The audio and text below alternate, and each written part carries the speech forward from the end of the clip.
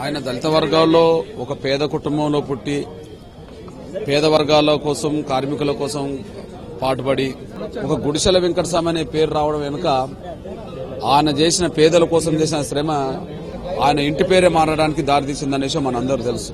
ఈ రాష్ట్రమే కాకుండా దేశం మొత్తం గుర్తింపు గల నాయకుడు వెంకటస్వామి గారు.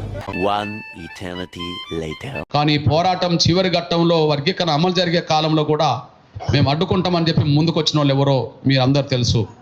వెంకటస్వామి గారి కుటుంబం వర్గీకరణ అడ్డుకునే వాళ్ళ జీవితాలు ఎలా ఉన్నాయో చూడండి. ఈ దేశంలో దళితుల్లో అత్యంత ధనికుల్లో ఆయనే ధనికుడు, ఆ కుటుంబమే. ఈ దేశంలో దళిత వర్గాలు ఏదైనా ఆర్థికంగా ఎదిగితే ఆర్థికంగా ఎదిగిన కుటుంబాల్లో నంబర్ 1 కుటుంబం వెంకటస్వామి గారి కుటుంబమే. నేను గూడు చెట్టు ఎదవనండి, నేను అసలు మంచిని కదండి. నీలో నాకు నచ్చేది ఇదేరా, కొంచెం లేట్ అయినా నిజం నీ అంతట నువ్వే తెలుసుకుంటావు.